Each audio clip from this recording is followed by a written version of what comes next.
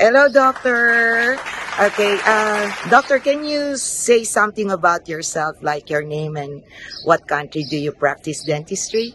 Hi, I'm Dr. Nikhil Bahuguna.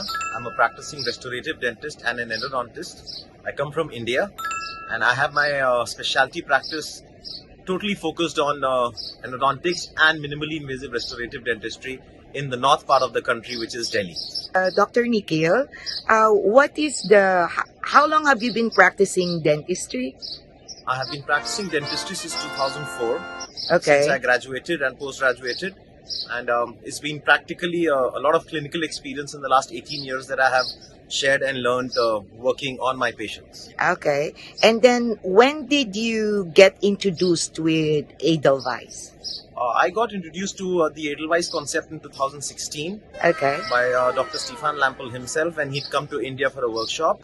And after that, he was kind enough to invite me to Austria immediately after that. And since then, it has been no looking back. It has become an integral part of my daily dental practice. Okay. So, but what initially encouraged you to try Edelweiss? I mean, besides meeting Dr. Stefan. Oh, that was one of the biggest reasons. But to be true, I have always been a proponent of something which is close to nature. Even when people were doing post-infused to metal crowns, I used to request them not to cut a lot of crowns and do direct build-ups with composites. Because my theory of practice was, we do not need hard materials, we need something which is soft and as close to nature as possible. So when Edelweiss was introduced to me, it was a perfect combination of what I wanted and what I was being given. Because here we have a material which behaves exactly like the natural tooth. Because my thinking towards dentistry is not tooth-driven dentistry. It is more of the muscular-driven dentistry. If we use harder materials on the teeth, the joints overall are going to get stressed, which I was never in favor of.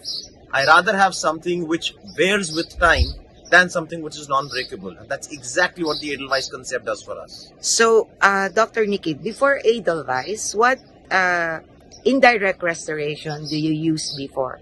Like porcelain, or is it zirconium? What system do you... Zirconium is something which I rarely touch. But yes, a lot of Emax I used to use before. Emax before. Yes, but the issue that I always face and I always discuss with my colleagues is, as many steps we have in dentistry, as many times we can go wrong. When we talk about indirect restorations, the preparation, the isolation, and then the impression, which is the biggest game changer. If your impressions are not right, no matter how good a lab it is, it will not fit. And then you trim the occlusion, you end up ruining the polish that they give to us. But here we had a material which, first of all, reduced my number of steps. There was no extra impressioning. And then it was polishable chairside with the same strength that the Emax used to give me. So why not have the best of the softness inside and the hardness outside with immediate polishability, which is the surface for the stromatographic system.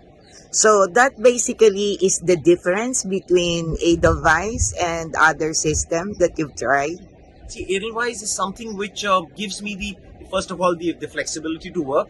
I can trim, I can contour, I can choose my size. And the best part is, even if I go wrong in trimming, I can autoclave it. It's autoclavable. So it's not wasted. But if it's ceramic veneer, if I cut it extra, it's wasted. It's gone. And the best part is, here we are dealing with direct composites to lute the veneer or the occlusion VD back onto the tooth. So it's all under our control.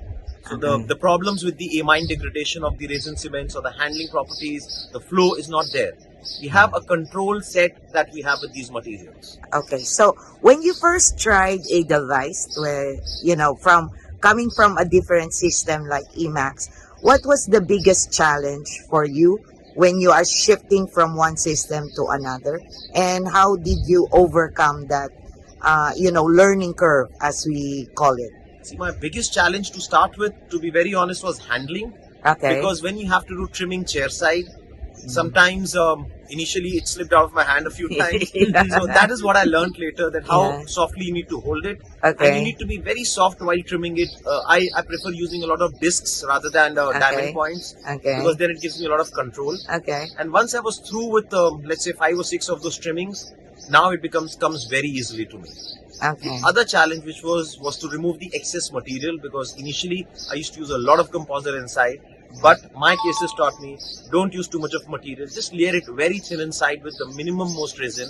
All you need is a minor flow at the margin so that we can just merge it, blend it, and polish it. Okay, so in the end, Dr. Nikhil, what do you advise dentists who are just about to start or try Edelweiss so that it will be easier for them?